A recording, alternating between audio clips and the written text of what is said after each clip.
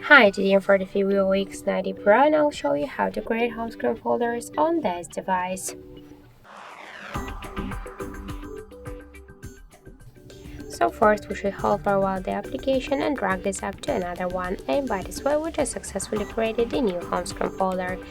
By this way we could add here more applications. If you wanna rename this folder, just click once on the name and enter the new one, for example the apps. Tap to OK, and now we can see that we just successfully renamed this folder. To move it here on the home screen or between the screens, we should just hold it and drag it.